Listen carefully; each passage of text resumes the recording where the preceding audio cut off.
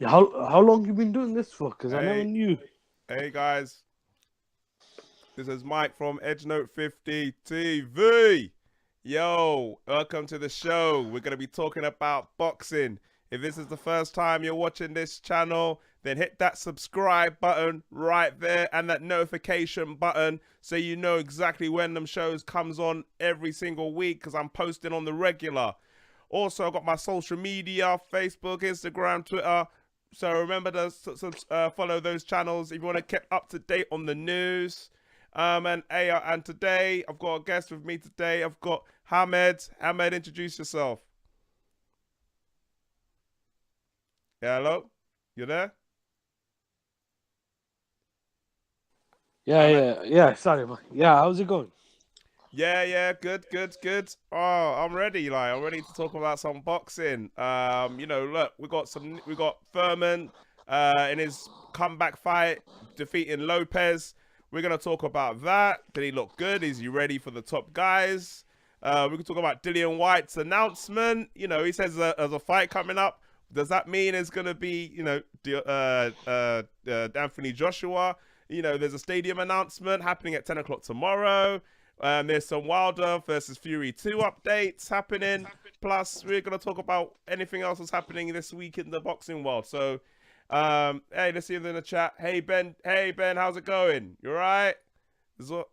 Good. So, yeah, so let's start with Thurman versus Lopez, yeah? Now, like, Thurman, you have to bear in mind, Thurman, in his comeback fight, now, I thought he did good. I actually scored the fight, and I scored it like I got my scorecard up. Let me get my scorecard up a second. I scored it 18-9. No. Wait. Let me like I actually scored it 119 to 108 to Thurman. As in I gave Lopez 1 round, and that was the 7th round. People, give or take, What? give or take, you could give him the 8th round. Yeah, if you give him the 8th round, then that's being generous. But I gave Lopez 1 round, and but it was a comfortable win for Thurman. That's how I gave it. What did you think? Yeah, I gotta chime in. So I'm gonna chime in, and I'm gonna respectfully disagree, man. I thought Thurman won the first 5 rounds with a knockdown, but then from round 6 to around 11 or 12, I thought Lopez won majority. I thought Thurman arguably won about 2 rounds in the last 6, so I could see any rounds to 4 to Thurman to 6 rounds apiece. But I think that was being a bit maybe generous to. I think that was a bit. Sorry, that was a bit too close. I had scored this 7 rounds to 5. I wasn't really paying as much attention, but I was just keeping a tally at the back of my mind. I thought Thurman did enough to win. I don't think Lopez did enough. Some people thought round 7 should have been scored a 10-8 round. Me personally, I thought 10-8. Why 10-8? That don't make no sense. that's what I'm trying to say because it was so one-sided. But that's not how it go. That's not how it goes. Is I don't think you have You to score a 10-8. Yeah, you you I agree. You don't have to. But you don't give 10-8 rounds unless it's a knockdown. That's the only way you no, give no, it a no, no, 10-8 no, round. If there's a no. knockdown, you give it That 10-8. that no, that's is subjective. It's not. That's not actually true. If it's a round that's really, really one-sided, and the other guy is getting outboxed, and maybe you can score a 10-8. Like I don't know. There was a couple of rounds. If you remember a fight between Vladimir Klitschko and I think it's Marius Wack, there's one round where he battered him for like 2.5 minutes, pillar to post. So you can score a 10-8. It depends on the round. I just don't think Lopez. I just don't think it was a non-stop beating for 3 minutes. I think Lopez beat him up for about a minute and a half, but I scored a 10-9, but I wouldn't be mad if someone scored a 10-8. I think one of the judges did, but But where you getting information? Where you getting information saying that it's a 10-8 round, even if there's no knockdown, if it's not one dominate fight? Where's that information? oh, Where's is that no information come is from? nowhere does it say in the scoring rules that you have to Yeah, score a round without the knockdown. Yeah, that's No, what no, that's why I was getting confused, because it's a no, 10-8 no. What I'm round trying to if it's say, a knockdown, not a 10-8 round because if someone's dominating, because that's the whole point. If someone wins, then it's 10-9. If someone gets knocked down, then it's 10-8. So that's what listen happened. listen Yeah. to what I'm saying. Listen to what I'm saying, though. It's up to the judge. That's why you have three judges. If a judge, listen. If a judge wants to give a round 10-8 based on the round being so one-sided, in his opinion, then he can. But I Yeah, agree no, with but you. he can, but then he'll get banned for life for not judging the fight properly. And Not really. this is where I'm going to be talking about, because number one, yeah, like this is where we've got a serious issue, an epidemic. Yeah, this is bigger than Brexit going on right now in the UK, bigger than Donald Trump. We have got an issue in regards to judging. Yeah, now I've got this fish that I've posted on my social media, the scorecards, yeah, for the Thurman and Lopez fight, and I am confused. I am confused, yeah, and I don't think you can help me, because based on how your scoring works, you don't know. Like, there's one fight. Let me get this. Let me get the scoring for the Thurman fight. This is how the No, scorecards listen, went. listen. Can I just say something? One sec. Yep. I scored it 10-9, but what I'm trying to say is it's subjective. It depends. If one judge gave you a 10-8, then you can't really shoot the guy down. Like, let me give you an example. When Anthony Joshua, You can shoot the wait, guy wait, down. let me give you an example. When Anthony Joshua fought Klitschko in the round where he dropped Klitschko, after that knockdown, Klitschko battered him from pillar to post. He had Joshua virtually out on his feet. Now, just because he dropped it doesn't mean you got to score a 10-8 round. You scored a round on the 3 minutes of the round, and in my opinion, Klitschko did enough in that round to either make it a 9-8 or a 10-9 round. That's what I'm trying to say. No. But I understand your point of view in regards to that. I'm talking about how it officially works. If someone gets a knockdown, then they automatically get an 8. You can't just simply get a knockdown and then do well and then get a 9. It's like Tyson Fury. Tyson Fury got knocked down in the 12th round against Deontay Wilder, and then he came back and actually done better than Deontay Wilder, but it was still a 10-8 round to Wilder. So No, but that's what I'm trying to say. yeah, You can't say but you can't say it's a that's 10-8. You can't say it's a 10-9 round to Fury, even though Deontay Wilder done a knockdown. That don't make no sense. I never said that. I never said that. Yeah, that's what I mean. That's completely different, though. All Fury did better than Wilder, but Fury wasn't as dominant as Wilder. He didn't drop Yep. Wilder. He didn't have him out on his feet. That's Yeah, what I'm trying to say. I think the problem is that you was judging those fights. You was actually one of the judges in the Thurman fight. That's why the judging is a little bit dodgy right now, because that's not. I'm confused. Like, yeah, exactly. What was it? Zachary? Hey, Zachary in the chat. How's it going? Yeah, he's saying, look, is a knockdown is automatically 10-8. Exactly, it's 10-8. That's what I'm saying. So I can understand where you're coming from in regards to, look, you know, if someone gets a knockdown, but then they come back and they dominate the round, and they did better in that round, then yeah, in theory, then they should not be marked down. But I'm talking about how it officially works. It officially works. It's 10-8 round. That's what I'm looking at. That's why I scored when Thurman dropped him in round 4. I scored a 10-8. I don't see where you like where you're getting at. What I'm trying to say. No, because the whole point I'm trying to say, I'm trying to get to the point of the judging. Now the scorecards that I've got here is saying 1-1-3, 1-1-3. So they actually judged it a draw. So that means that judge scored the 7th round at 10-8. That's what I was trying to tell you. Like, some judges will score a 10-8 round if they think is that one-sided. I don't necessarily agree with it. But that's not how it officially works. And this is where the problem lies: is that you got one judge who's judging it completely different from another judge who's judging it completely different, and then another judge is judging it completely different. Because how I'm looking at it now, I've got the scorecards, and I've got created a scorecard. I'm looking at it, and there's one judge who's judged it 117, 119. 117, 109. And that means that they've missed a round. That judge has missed one round. No. That means scored it. That means he also scored a 10-8. 117, 109 is 118, 110 because Lopez got knocked down. But that means he's also scored that round 7 at 10-8. That's what I'm trying to say. Some judge. Yeah, but that's what I mean. If he's judged it as 10-8, but then you can't judge it at 10-8. That's where the problem lies. It's not official. You can't officially judge it at 10-8. That's what I'm saying.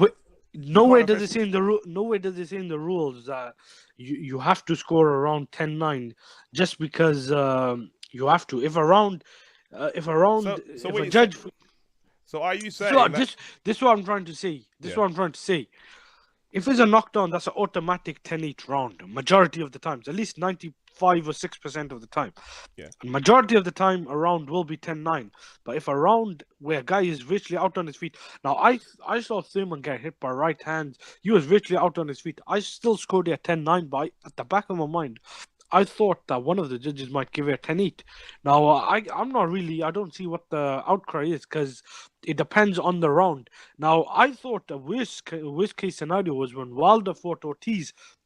I thought that could have been a 10-8 round, but when I look back at the clock, Ortiz only had his best moments for about 45 or 50 seconds. In this fight, Lopez battered him from pillar to post for about 1.5 to almost 2 minutes. I still think it was a 10-9 round, but I understand where they're coming from. But nowhere does it see in the rules that you cannot score around 10-8 just because they haven't been dropped. Yeah, no, but then, what's to stop him from doing it 10-7? If someone's dominated, they can just say, "What? I'll give it 10-7" because you just got battered for the whole round. But that's going over the top. This is only one point. The thing is, where is the limit? What judge? Who decides if something is over the top and if something's not over the top? This is the whole point. This is the whole point I'm trying to make. Is that I understand the point that you're trying to say, but the point I'm trying to say is that there's rules for a reason. If you're trying if one judge says, I'm going to judge that 10-8, and then another judge says, oh, I'm going to judge that 10-8 with no knockdown, and then I'm going to judge another fight 10-8. You're missing the point. You're missing the point. It's called 10-point scoring system. You have to give the guy who wins around a 10-point system. Yeah. Majority of the time, the guy who loses should be given. In majority of the time, it should be a 10-9. That's how it's scored. But if you feel that the other guy has been dominated, to go down to 10-7 and 10-6, that means you're being biased or you're either favoring one of the fighters. But if you score it impartially and you could give a 10-8 round based on how one-sided the round was. Now, I don't believe that should. I agree with you. I don't believe that should always be used because then it is a bit of confusion because then there'll be too many 10-8 rounds. I think if a knockdown is scored, score a 10-8, obviously, depending on how the round goes, unless the other guy is out on his feet after the knockdown. But if a round is very, very one-sided and the guy is virtually out on his feet and the only thing he hasn't done is touched the canvas, like look when Bellew fought Adonis Stevenson. I know he got knocked out, but he was out on his feet. You don't have to go down to get badly hurt or get knocked out. You could get beaten up to a pulp on your feet as well. That's what I'm trying to say. But I do agree, majority of the time, you have to... No, but I can understand the point of if someone gets beaten up to their feet, but Thurman wasn't beaten to a pulp in that round. Yes, he was losing that round, but he wasn't beaten on his feet. He wasn't on the ropes like Deontay Wilder was when he was literally doing nothing. He was running around the ring. He was trying to avoid, trying to dodge. He was still trying to throw back. So he was still on his feet. He wasn't. And also in that 7th round, you have to remember it was a clean shot, but he went back as he was getting hit. So it wasn't like he was moving forward. If he was moving forward as he was having that hit, having that punch, then yeah, that probably would have been a knockout. But he went back, so he was riding the shots a little bit. He still got hurt, he still got hit, but it wasn't as badly as if he was moving forward at the time. And the second time when he got hit, when he done a straight right, then he was going backwards. So the whole process when Keith Thurman was getting hit, he was going back. And that's when he was talking about in the pre-fight conference room. He said he didn't measure the distance. So normally throughout the rounds, when he was throwing punches, he would go backwards and then he would miss. But at that stage, I think what happened was in the 7th round, he was getting comfortable. He was thinking, I'm dominating this fight. I'm winning every single round. I'm gonna relax a little bit. And then he let his guard down. And then what happened was he connected. He didn't measure the distance properly. And then he got hit straight away, and that phased him. He was like, "Oh shit!" He was like, "Oh shit! Oh shit!" And that stunned him. And then he tried to pedal back, but by then he got hit again, and then that kind of shook him. That shook his whole that shook him for the whole round. And then he was all running around, trying not to get hit. And I think that was what the issue was. But I don't think he was out on his feet because if he was out on his feet, they would have stopped the fight. And it wasn't like, oh my God, Thurman is gonna lose. He's gonna lose. He was still running around. He's still on his feet. He didn't lose it. It wasn't like a Washington Kornarski fight when he was out literally like they had to stop it. So it's completely different. But but I think going to the wider issue, I think that there needs to be consistency in regards to the point system, because how it looks like is very judgmental because it's not fixed. If you're talking about 10-8 round based on one person dominating, then Broner would be 10-8 rounds all through that fight, because Pacquiao dominated nearly every single round, and Broner throwed 8 punches. So that you could easily judge many of those rounds 10-8. So that don't make much sense. I'll agree with one thing before we move on. I'll say this. I agree in the sense what you're trying to say is true. You can't really always score 10-8 rounds, and what you're saying is true as well. I don't think it was unanimously you could score that 10-8. I just think it's debatable. That's all I was trying to say. So, but I agree with you. I don't think Thurman was out on his feet. I think he was badly hurt. I can see why people scored a 10-8 or some scored a 10-9, whatever. But at the same time, there's a difference. So you got to define what you mean by dominated. I don't think Broner was completely getting dominated in majority of the rounds. He wasn't competitive, and he wasn't throwing any shots, but Pacquiao was missing a lot as well. Pacquiao wasn't. The dominated is when one guy is completely outclassing the other guy, because we got to be consistent, because these are the same people that were saying Mayweather wasn't dominating Pacquiao in majority of the rounds. Mayweather was just doing enough. Now, if Mayweather was just doing enough and he was landing clean, effective shots, then Pacquiao definitely wasn't dominating, because Pacquiao was missing a lot. I thought Pacquiao hurt him in about 2 or 3 rounds. I don't think he dominated. I just think but that's the whole point I'm trying to make, is the consistency of it. You're judging it based on one, I'm judging it based on another, and this is where the inconsistency comes into it. There needs to be a system where it's straightforward. If someone gets knocked down to the ground, that's automatically a 10-8 round. Simple as that. Yeah. You can't. That's simple. If someone is out on their feet, it's difficult to judge. One person can say he's out on his feet. Another person can say no, he's not out. It's a strategy, it's a tactic, and that's where the grey area comes in, and that's where the confusion comes in. Because right now, I'm looking at these scorecards. I'm thinking, how the hell did they come up with that? How did one guy come up to 113, and 115, 117? That means that one guy, for me, is lost a round. He hasn't judged it properly. He can't count. That's how I'm looking at it right now. A judge who's supposed to be a trained professional judge can't count. I'm like, if you can't count, I can't.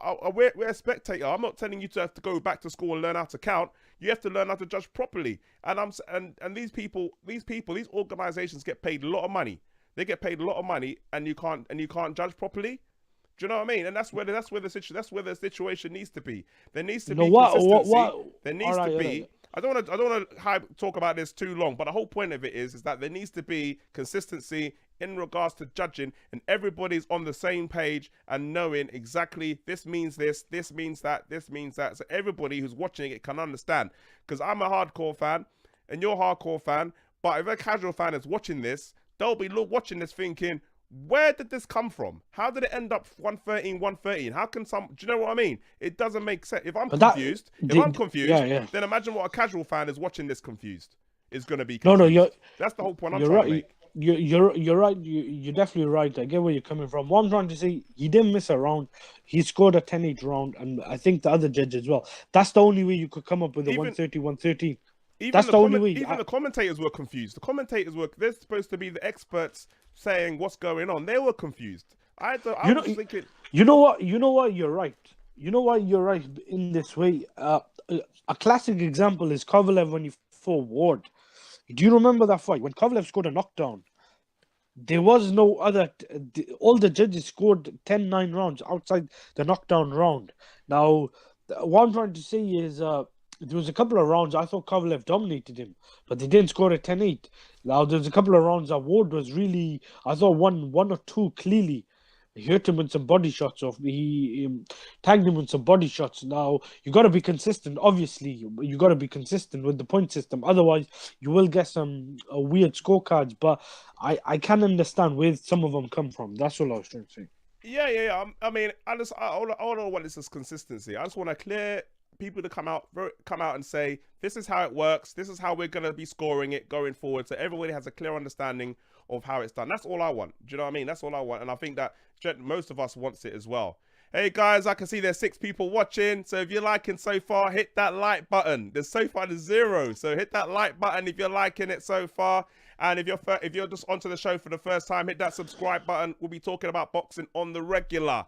So, you know, look, obviously Keith Thurman, we agree that Keith Thurman won the fight. I think he won the fight comfortably. I mean, based on his overall performance, do you think he is ready? Because obviously he called out Manny Pacquiao.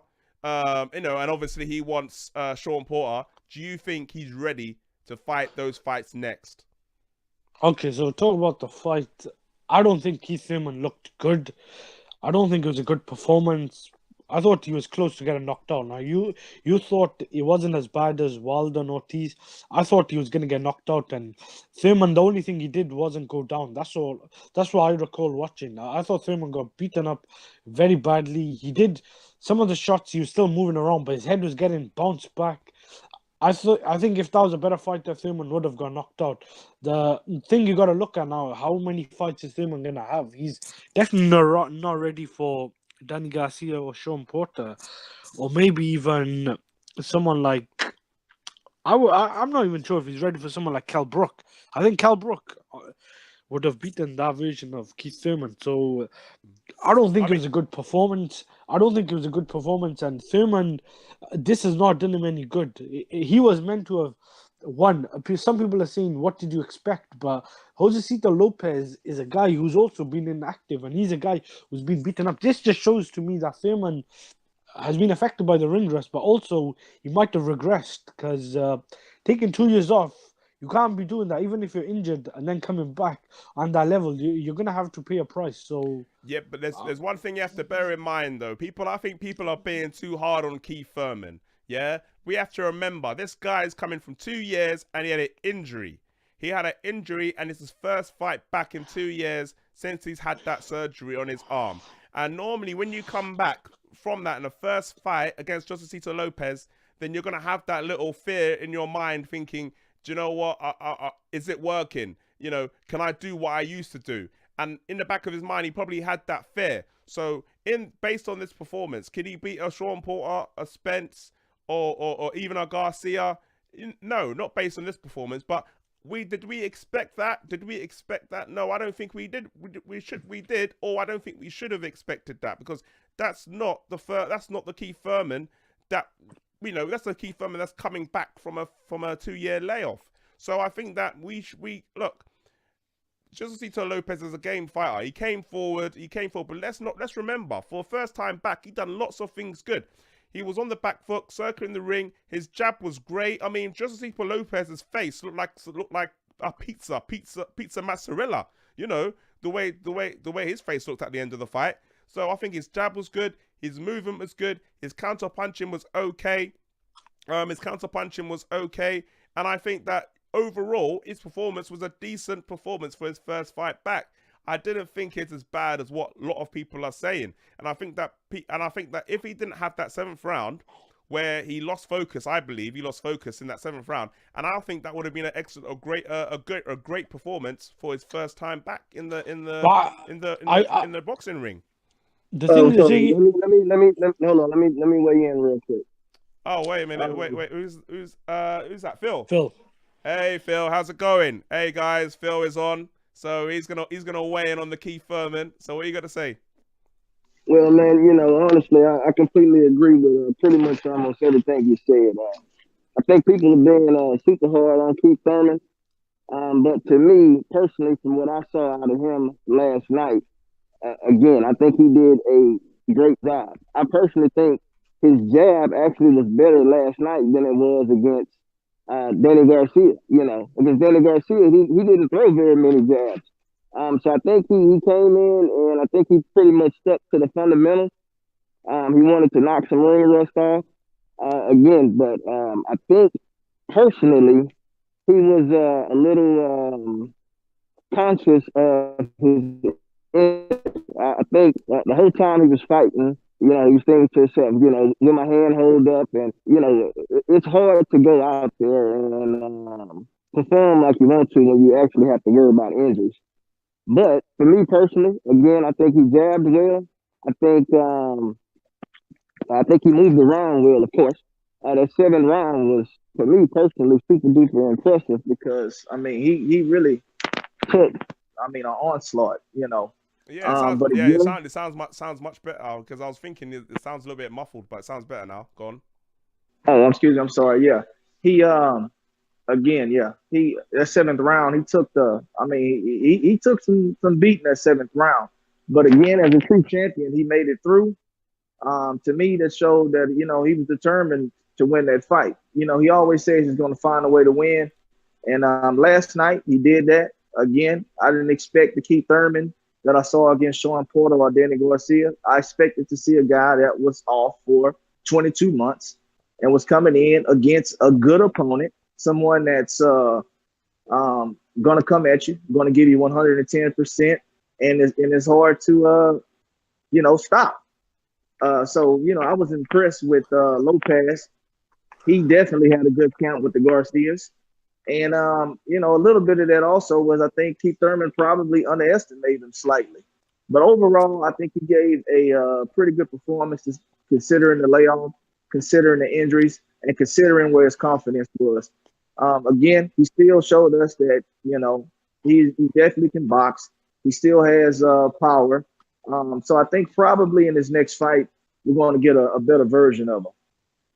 Yeah, definitely. I think he will improve from this performance. I think he done a lot of things good in that, and I think he did underestimate. I think after the second round, he had the knockdown of Lopez. I think he probably took it. I thought, oh, this is going to be easy. I can get him out anytime. But it didn't end up being that way. My one concern with Keith Thurman I do have is his power. I don't think his power is there. Like, you know, I think that the part of the reasons why Lopez's his face is plastered is because he just thought I'm gonna go through Thurman's punches to try and get one out myself. And I think that the power was there. I did see it against Garcia where he was connecting and Garcia wasn't really affected by the punches. So I don't know if he has that power that he did. I think we should change his name from one time to sometimes or something like that. I don't know, because I don't think the power is there. And I think that part of that is because of his injury as well, because he did say he's had it, and I don't think the power is there now, and I don't think he can get that power back. You know what? I think. So let me ask you, do you think that has more to do with the power just not being there, or do you think that has more to do with his injuries and just not having that confidence to throw those punches like he normally does? No, I think. Go on. All right. I just don't think he hits as hard as people perceived him as once. I think he's slightly overrated his power and elite level. Now look, when he was coming up, he was like 21-0 with 20 knockouts. But when I first saw him fight against Jan Zavek on the Hopkins and Cloud undercard live when I first watched him, I could tell his power was slightly overrated. Now, is it more to do with his power, or is it more to do with his chin or technique or fundamentals? It's a bit of both, I think. I think he's a bit technically flawed. He don't really sit on his punches, and I think his chin is a bit suspect. He can get hurt. Normally, the guys are some of the biggest punches, they do have good chins. Now, it doesn't always work like that, but someone like Triple G, who could really whack, he's also got a good chin. He could take a shot as well. I don't think Thurman could take that much of a shot, but it's also the way he throws his shots. He doesn't really sit on his punches. He throws a lot of looping, wide, lunging shots, and he's normally out of range. I was impressed in the first 5-6 rounds. I thought he could still crack, but when he goes up to fight guys like Spence, Crawford, Porter, he might still have the pop to hurt these guys. I remember him hurting Danny Garcia, but I don't see him as a knockout puncher. I think even Terence Crawford could probably punch harder than him, even at welterweight, even though Crawford's moved up 2 or 3 weight classes. I just don't think Thurman has got the technique to go with the punching power, and I don't think he punches as hard as pound for pound like guys like in the past couple of years, guys like I thought Golovkin, Kovalev, even Adonis Stevenson, these guys I thought different weight classes, but they had the one hit quitter. I don't think Thurman at that level could put guys to sleep with one shot. Well, look, let me weigh in real quick on that. Well, I'll say this right here, just to comment on some of the things you said. Well, I mean, you said you don't know if Keith Thurman, if his chin can hold up. Well, first and foremost, you got to hit him. Secondly, I can only remember maybe 2 or 3 times I've ever seen Keith Thurman hurt in the fight, and last night was one of them. Definitely, if anybody's questioning his chin after last night, man, you need to shoot yourself. I mean, seriously, because that was impressive, man. Yeah, that was Yeah. impressive. Yeah, And that was then impressive. just to comment on his power, um, I definitely saw power against Danny Garcia, without a doubt. Yeah, in that first Sean round. Porter, Sean Porter. I mean, Sean Porter came out and said himself. He said, I've never been hit as hard as when I was hit against Keith Thurman. So we know his power was there in that fight.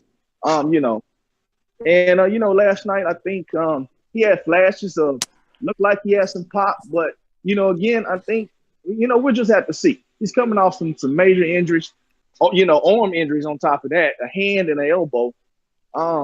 So he might have lost some of that power, or their confidence is just not there. Power may still be there, but again, you play psychological mind games with yourself when you worry about an injury. I think it's a mixture of. I think he has got power. I don't think it's not like one shot, one hit knockout power. I think he has got power in his shots, but I think in this fight I think it's deteriorated just because of the injury. And I think that when you have your injury, and like I know from when you have an injury and you're coming back from injury, you can't do it the same way that you used to do it before the injury. And that's the same thing with a hamstring. When you have a hamstring injury, you can still run fast, but you can't run the same way that you used to do because you've had a hamstring injury before. And I think it's the same thing with regards to his punches.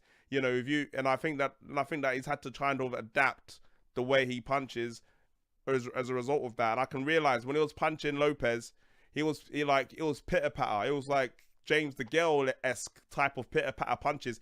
And I think that I agree. And I think that Lopez kind of sussed it. He sussed it, and he just walked through. He didn't. He walked. He was carrying on walking forward. And I think that's going to be a problem down the line if he fights someone like I don't think the Garcia, maybe not as such. Porter, I think it'll be an issue if he fights Porter again. And I think definitely with Spence, he has an issue if he fights Spence. That's why I think before the fight, he said, yeah, 2020, but I think after this fight, he's thinking 2022. Yeah, you know what? I think he could punch, he could crack. I'm not saying he can't punch. I think he is a big puncher. But it's more to do with accumulation and it's more to do with stunning guys. I don't think you can put guys to sleep with one shot or knock him down heavy. He did catch Lopez with a good shot. I think that was more to do with Lopez not seeing it. But I think Danny Garcia hits harder than him. And I think Errol Spence probably even hits harder than him. I just don't think if he fights those guys, I just don't think Thurman knocks him out. I think he's either Spence knocks him out or Crawford knocks him out or Thurman somehow wins on points. Maybe controversial or not, but Thurman to me is a guy at that level. He's not as big as puncher as he is fighting guys on the lower level. Now he can punch as well, but I don't know, maybe it's to do with technique. If he does sit on his punches, he maybe could score a knockdown. Sean Porter has got an iron chin, and I remember him buzzing Porter a lot of times. And maybe that was to do with Porter lunging in and the styles of those guys gelling up. But Thurman, I don't know. I think he needs a lot more fights. He's got the first one out the way. He did come close to getting knocked out and beaten, but he answered a lot of questions. I thought it was a tougher fight than expected, and it wasn't the worst matchup. Like I wouldn't when that was the first fight I looked at on the schedule for after coming back from 2 years. I didn't think that was that bad of a fight. But if he fought someone like Jesse Vargas, that was they thinking about in November last year, he probably would have got beaten. So he's clearly not at that level at the moment. Stop it. No. I mean, let's not. He'll beat Jesse Vargas. He'll beat Jesse Vargas. Jesse Vargas is better than Lopez. He'll beat Jesse Vargas. Vargas is better than Lopez, so that's what I'm trying to say. Lopez. Yeah, no, but he won. No, just look because people are getting confused by the 7th round. He won convincingly. Yeah, It wasn't as convincing win. convincing. It was a convincing win. Honestly, It was a close fight. It wasn't a close fight. It was not close. Nah, It was not It was close. not a close fight. It was a convincing win by It Thurman. was So an easy Yeah, that's win your for opinion. Thurman. That's your opinion. if the 7th round never happened, people would not be talking about Thurman. Oh, what's going on? They would think it was a convincing win and what's on the next. He was getting from from round 7 to 11. He was getting backed up. He's getting beaten to the shot. I think it But was. look, again, hold on. Just real quick. When you this is the failed misconception that people have. Just because you're getting backed up and you're fighting a pressure fighter that's moving forward, He was getting hit as well. Hold on. You don't get points taken away from that. I mean, Lopez was swinging at the fences, and honestly, he wasn't hitting very much. If you go and you look at the punches landed, Keith Thurman almost outlanded him by double the output. And people are getting confused with pressure. Pressure and punches are two different things. You can push pressure and you can walk forward, but if you're not connecting with your punches, that doesn't mean nothing. And what was happening is he was moving forward, he was punching, but he wasn't connecting. He was hitting the arms, hitting the shoulders, he was hitting, it wasn't proper punches. And then Keith Thurman was hitting jabs. Every time he was jabbing him, he was connecting to his face. People forgetting jabs means points, and he was jabbing. And even with soft, there was one round, I think it was round 9 or 10. He was hitting him with the softest jab I've ever seen in my life. It was the softest jab. It was like patting him on the face, like stroking him. It was like a little stroke. He's like stroking him on the face, like, here you go. I was like, flipping now. Can this guy he's jabbing so slow, and you still can't miss. You know what I mean? Don't get me wrong. I don't think that's another thing. I'm going to say. Don't get me wrong. Don't get me wrong. Almost pawing the jab. He wasn't even throwing it. He wasn't throwing it from the shoulder or anything like that. He was just sticking it out there, just tapping him. And I mean, Buddy could not get out the way. And honestly, Keith Thurman wanted to throw a 1-2. He threw it, and it was even a fast 1-2. This guy reminds me of oh God, what was his name? That guy that fought Manny Pacquiao, was it Brandon Rios? He reminds me of a Brandon Rios. Like the way he fights, he just goes forward, no head movement, no nothing, and he's even worse than a Brandon Rios in the fact of I swear, Keith Thurman was injured. If this was like a Spence or Porter or someone like who was fit, who's not been out for 2 years, he would have been out in 4. He would have been knocked out, finished in 4 rounds, cleanly. No problems. That's why people are criticizing. But I agree. Like, you got to take into consideration Thurman is out for 2 years, whatever.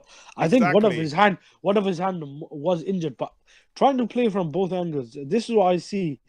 I do think it was a bit closer than some people are thinking. I don't think Thurman won 11 rounds like some people, like one judge had it. I do think. Tell you what, just to split hairs. Can I finish? To split hairs with you, I'll say 8-4, and that's best case scenario. I thought it was 8-4, 8-4, 7-5. That's best case scenario.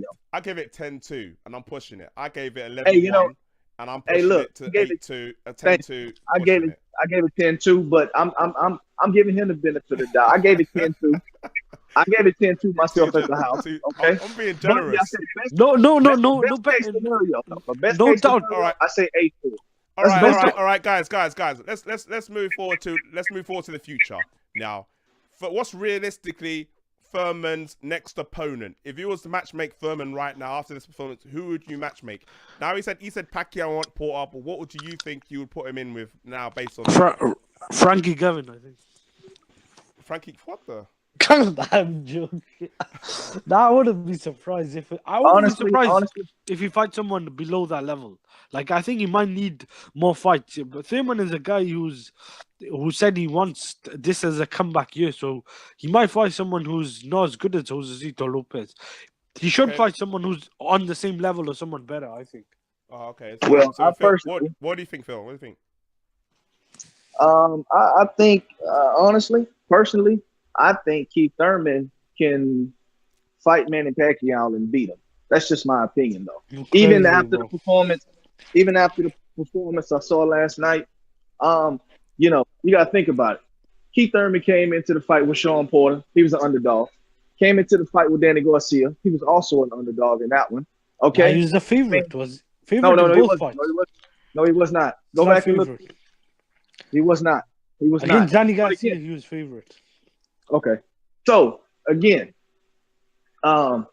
Keith Thurman is just one of those fighters that, to me personally, and it's just me speaking from me observing him based on what I seen last night and his previous fights. To me, he's kind of guy. He's been into almost any kind and every kind of fight that you can be in. Okay, he fought. He boxes beautifully. He was in a rough and rugged fight with Sean Porter. Okay, I mean he completely outboxed Danny Garcia. We know he can thump. Okay, we know he can take a punch. He's not going to lay down. He has heart. So for me, I just think he will find a way to win, and I think he can beat Manny Pacquiao because that's the fight he wanted before they tried to get the fight with Jesse Vargas. All right, I think he's ready for Manny Pacquiao now. I think if he fights Manny Pacquiao, I think he's ready for it. Whether he'll win or not, I don't know. Just because, you know, I think if the Manny Pacquiao fight is there on the table, then you have to take it, you know. And I think he have a good chance of winning. He has to improve, do a better performance, but I think that Keith Thurman will rise to the occasion. He's done it a couple of times already, and I think he'll do it again. And I personally think that if Garcia beats Spence, he will fight Garcia next. But if Thurman beats Garcia, then I could see Manny Pacquiao easily fighting Thurman next. I think that he's not ready for Pacquiao in the sense that I think Pacquiao would have beaten him. That vision of Thurman, I think Thurman deep down would probably want at least one more fight. I do think that him and Pacquiao, if they fight even next, they probably will be still competitive because I think Pacquiao looked old, and he is old against Broner. He was missing a lot, and Broner beating Broner. I think Thurman last night could have beaten Broner half asleep because Broner just doesn't let his hands go. So that doesn't say too much, but Pacquiao did still look good for a guy at 40, and I still think Pacquiao is a top 5 welterweight. The question I want to ask, to me, it looks like you guys were very impressed with Thurman, and it looks like you guys didn't think. Me personally, I don't think it was that good of a performance. But do you guys think that based on that, he'd beat someone like Spence? Like, who would you pick if? I mean, look, I don't want to go into Spence details right now because that fight ain't gonna happen for at least 2020. Like, you know, and look, realistically, this is his first fight back after 2 years. So realistically, is he gonna fight Spence after 2 years back, coming off an injury? It's not gonna happen. And yeah, that version, Pacquiao will probably beat that version, and most fighters will probably top fighters will beat that version of Thurman. But you have to remember, that's his first comeback fight. He got out the way. He got out the way. And now he had that ring rust. All the fears and all the worries he had about his arm, his shoulder, and everything like that. That's all out the way now. And now he's ready I think he'll be ready for the big fights. I don't think it was a bad performance. The 7th round was what it was. It was a lapse in concentration. And I think taking that out of isolation, overall his performance was good. I think he was a good performance, and I think, you know, the second round he could have taken out Lopez in the second round if there was more time on the clock. If there was more time on the clock, he would have taken him out in the second round, and no one would be talking about this right now. So I think that I think that Thurman, you know, is a good comeback, and I think that, you know, look, if he fights, I don't think Spencer's not going to happen until next year, 2021, I think, but I think that he's ready to fight Manny Pacquiao or, you know, someone like that if it happens down the line. But that's. Can I just let me answer your question. Let me ask you a question. All right, to answer your question, do I think Thurman is? First, you said that you felt as though we were impressed with Thurman. Well, let me speak for myself. I was impressed with some things Thurman did last night. Yeah. Again, I saw a part of Thurman I've never seen before. The 7th round, I was impressed. That was impressive to me. Okay, you need that if you want to be the #1 welterweight in the world. People need to know that you can do that, and you need to know for yourself that you are able to withstand, you know, a critical moment in a fight like that. That's important. I was impressed with that. I was impressed with his jab, although I would like him to I was impressed with the amount of times he threw the jab, his production on the jab, not so much the damage of the jab. Okay. Again, do I think he's ready for someone like Spence? No, man. Spence has been really, really active. He's at the top of his game. So is fighters like Crawford. Danny Garcia, Sean Porter. Those guys have been active, and those guys have been in the mix. For somebody that's coming off a 2-year layoff, I think he looked good. I think he did well. I think he had some questions that he needed to answer for himself. But again, last night, would he be ready for those guys? No, of course not. I mean, let's just be real. I mean, anybody that comes on any channel, YouTube channel, or network and says that version of Keith Thurman could beat those top guys, it's just he's foolish. Again, shoot yourself. So let's just be real. He did some good Well, put it this way. It's look, it's all about waiting and seeing. I think it was overall good performance, but we'll wait and see what his next opponent is. I'm sure it's going to be better than Lopez down the line. But let's talk about Adam Kownacki versus Gerald Washington, the heavyweight fight. Yeah, because obviously we've talked about it for about 47 minutes now. So let's give the other fighters some shine. Let's give Adam Kownacki heavyweight contender and Gerald Washington. Now, this fight, this fight was impressive, and half not impressive. It was impressive I think that, I don't know about you guys, but I think that Gerald Washington has kind of degraded. He's declined since that Wilder fight. He's gotten worse. Like, what do you guys think? Well, I can tell you one thing right now. I've never been, again, you're only as good as the product that you're going up against. I think early in Gerald Washington's career, he had some good wins. You can tell that he's a boxer that came into the game late because he focuses on a lot of the fundamental stuff when he's boxing.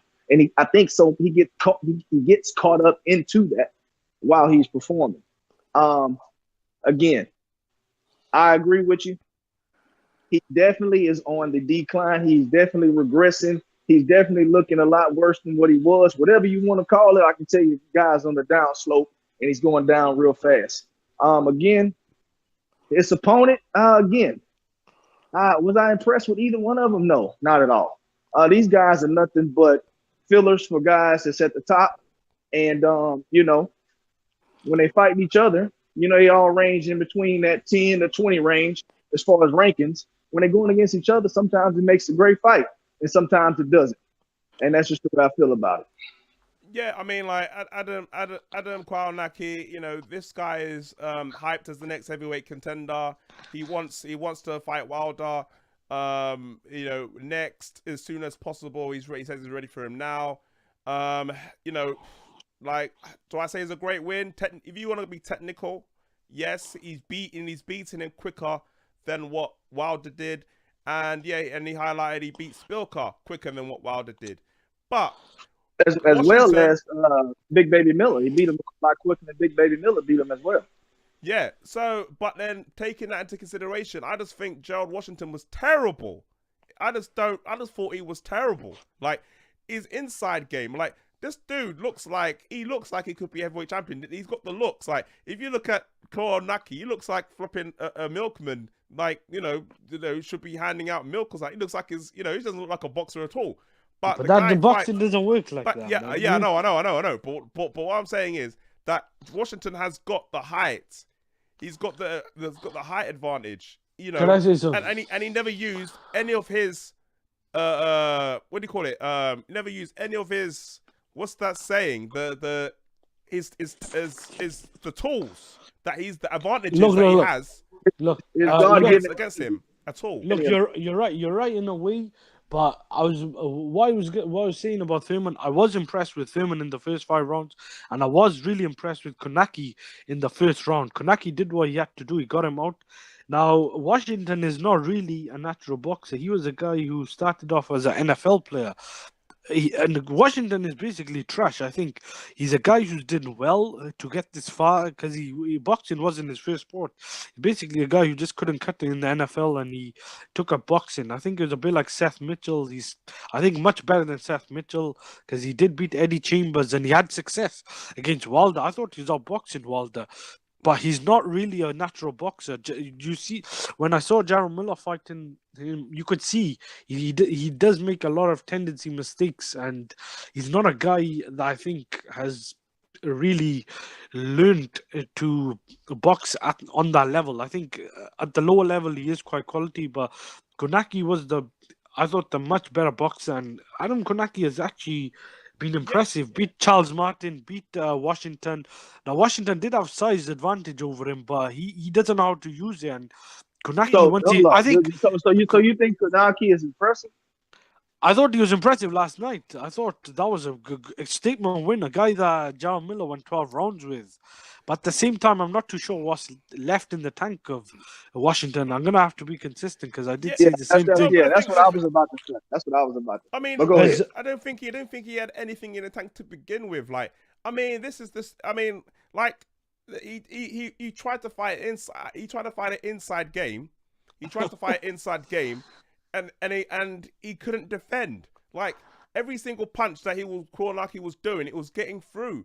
And it wasn't like it was like smart punches Kownacki was doing. It was just basic punches he was doing, and he couldn't even in his face. And he couldn't. He did that with Wilder. And he did that with Wilder, and he did it with Jarrell Miller. He don't know how to slip and slide punches. It's not even slipping and sliding. It's or even keeping the hands up. Like Wilder, I can understand. He's tall. Yeah, he's tall. But Kownacki is small. Like, you can use your jab. Like, try to stick out your jab a little bit. Just like, do you know what I mean? The basics. It's easy said than I agree. Honestly, give it a go. Give it a go. Yeah, what's the point of training all this time? I don't think he was training. I think he probably went on holiday. You know, went to holiday. Had lots of dates. You know, you can't. He didn't. I don't think he even trained. Make assumption. I just don't think he's as good as. I just don't think he's a good boxer, man. He's a guy that traded from another sport. Like, it's very tough to come from NFL Hold on. Let's just be clear on this, okay? Sean Porter, football was his first sport as well, and then he kind of converted and made a decision to go with boxing because, he saw that's where his bread and butter was. But again, last night, I think Gerald Washington, okay, again, he didn't use his God-given attributes to his favor last night, okay, which is he had size, he has decent range, he's got an 80-inch reach. Again, against Deontay Wilder, he actually used his jab. He actually stayed at distance. Now, I don't know if that has anything to do with him just saying I'm going to use my jab and stay at distance, or him staying at distance because Deontay Wilder has a longer reach than him, okay? But again, he is just one of those guys that came into boxing late, thought that it was something that would be easy to I don't think you can compare him to Sean Porter. Sean Porter started boxing at a really younger age. It's not the same thing. Like, don't get me wrong. Look, people. The thing is, in the United States, boxing is not the number one sport. So a lot of people that come into boxing, they've come in from another sport, which is their main sport, and then they've come into boxing later. It's very rare that I'm not saying it's very rare, but it's rare that you see someone who's just been boxing and just boxing and that's it. Do you know what I mean? It's always boxing, something. It's like Deontay Wilder. Deontay Wilder came from a basketball background, and he came into boxing. He came into boxing late in regards to it, and Dominic Brazil came into boxing late as well. So, but these guys were Gerald Miller coming into boxing late. He was doing MMA, which is different from boxing. And he came into boxing late. But even those people know the basics. It's like the jab is the basic fundamental thing you learn, like in boxing, and that's the basic. That's the ABC. You go in the gym, you run, and then you jab. And he didn't do that. He done it against Wilder, but he didn't do it against Kownacki. Kownacki's smaller. He's slower. I think he's slower.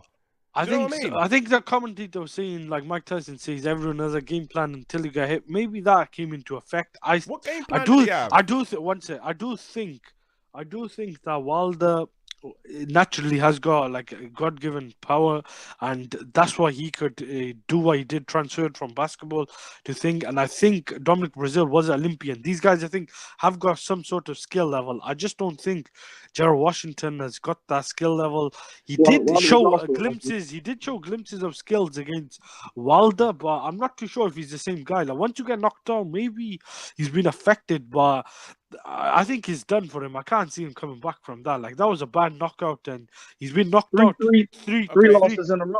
three Yeah. knockouts in a loss, and I don't know. Maybe he's just not made for this sport. Maybe he's just not for boxing. No, I I mean- agree. I mean- I agree. That's what. Go back to answer your question. Was Adam impressive? I mean, I don't know. I mean, he got him out of there like he was supposed to do. So yeah, in a way, yeah, I guess you can say that's impressive. But against the level of opposition that he was facing, I kind of felt like he was supposed to do that. I thought Jared Washington would put up a better fight. He did not. He Yeah. underperformed, and he had to pay for it by getting his, by getting stopped. All right, let's talk about Adam Kownacki because Gerald Washington, we all agree, is done. But let's talk about Adam Kownacki. He wants to challenge for a world title. Do you think he's ready to fight Wilder? Stop No. it. Stop the madness. No, not ready. It That's the end of depends. that conversation. Next Depends. topic. I'm just kidding. Hey, look, he called out Wilder. He said he wants Wilder. Like in the interviews, he says he wants Wilder next. He wants to fight him for the WBC belt, and he said he's pretty confident that all going well, he can fight Deontay Wilder by the end of the year or early next year. So I he said think. he's ready for him now. I think, look, if Dominic Brazil, some people think he believes a shot, maybe he's got a better skill level. Resume-wise, I'm not too sure. I think Kownacki has beaten the more better guys, some of the more proven guys on that level. He's beaten Charles Martin, he's beaten Gerald Washington. He even knocked out, I think, Charles Martin is Artis probably one of the No, worst heavyweights I've ever seen. yeah, that's true. Artis Pilka, but look at Dominic Brazil. Who has he really beaten as well? He's, I think, had one good win against the guy after he lost to Joshua. I think it was one guy. I forgot. Can't remember his name. I think it begins with. I can't pronounce his name, but he beat, I think, Eric Molina, a guy who's way past it. Brazil is not a bad fighter. Skill wise, I think maybe not as bad as some people think. He is technically not as bad as some of the other American heavy. What do you think about Adam Kownacki? That's what I'm trying to say. Wilder? That's what I'm trying to say. Kownacki, maybe if Wilder doesn't fight Fury or Joshua, I'd probably rather see the Kownacki fight than the Brazil fight. I wouldn't mind. Like, I don't think you could say one fight, like a fight in Brazil is much better than fighting Kownacki. I think Brazil is the mandatory, but Kownacki has been, I don't know, impressive is the right word, but he's did what he's had to do in his last couple of fights, and I think anyone's really got a shot against Wilder if you could slip and slide or avoid the right hand, because Wilder is quite technically flawed. Will he beat him? Probably not, though. I just don't think he's got the size, and Kownacki does get hit a lot, but I don't know. He'll have to wait. He'll have to try and get into a mandatory slot. I really don't think Wilder will want to fight someone on that level. He's fought Luis Ortiz and Tyson Fury. I think the only other guy he might make exception is for Brazil, because Brazil is a mandatory number one, I think, challenger waiting for that position. Otherwise, Wilder's only after big fights. Wilder is 33. He wants to fight guys elite level. I think he should be chasing Joshua, but I think he wants to fight Fury. But I don't think that fight will happen, at least for now, another 12 months. So Phil, Well- what do you think? Well, again, I don't think that fight will happen anytime soon. He says he's ready for Wilder. I mean, just because you think you're ready doesn't mean you're going to get the fight. So you can be as ready as you want, but it doesn't matter. It's a long line of guys that want to face Deontay Wilder. Tyson Fury, Anthony Joshua, Luis Ortiz, Dominic Brazil, Big Baby Miller. I mean, all these guys want to fight Wilder. I mean, so I don't think the public really wants to see that. Again, that plays a big part into making these fights happen. And personally, I think he'll get knocked out, man. I mean, it'll be a waste of a fight slot. I'd rather put somebody in there with a little more skill, or put somebody in there that's at least deserved the right to fight Wilder and got the I mandate. agree.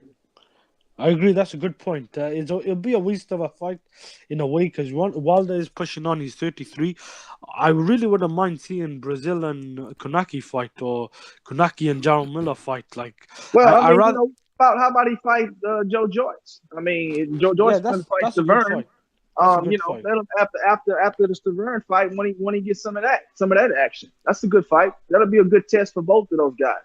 That's a really good fight. Yeah, I wouldn't mind seeing that as well. Yeah, I think that'll be a good fight. I don't think that fight will happen, but I think it should happen. I think that's a elimination fight because there's too many heavyweights trying to get to the top, and I think that we have to filter these guys out now. I think we have to try and like take some of these guys out of the equation. And Kawanaki and Joe Joyce, that fight after Thurman, I think that fight would be a very good fight to be next because Adam Kawanaki, I can't see where he would go to fight after that. I mean, there is options. There's, you can fight, let's say, Usyk, Povetkin, Parker. Those are the kind of fights that Adam Kawanaki would probably need to step up to. That's the next stage before you get to the big guys, the Wilders, the Furies, the Joshuas. He needs to get to those level. And then if you start beating those level people, then that's when you could probably say he's a contender. But until then, I think he is like on the third tier. He's on the third tier right now. Well said. That's why I think he's on that third tier right now. So I think it's gonna be a while before Wilder will face him. I think it's gonna be a long time, and that's why like Wilder's being all pleasantry and stuff like that. So, but speaking about Wilder, good segue. Have you heard about Wilder talking in the media last night about Wilder Fury 2?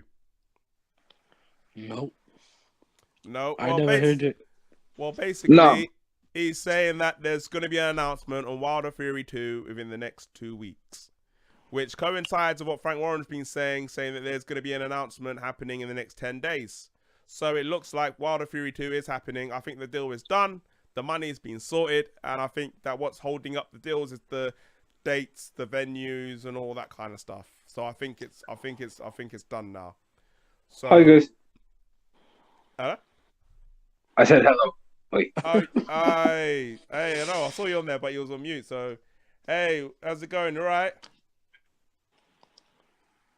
Hello? Hello. What's good? Yeah. Hey, guys. If you guys don't know, McGregor Boxing's on. So, hey, we was just talking about Adam Kawanaki and Judd Washington. So, but now we're talking about Wilder Fury 2. Deontay Wilder talking about fight announcement happening in the next 2 weeks. So it looks like it's on, like Donkey Kong. I believe it's on, and there's a big reason I believe it's on.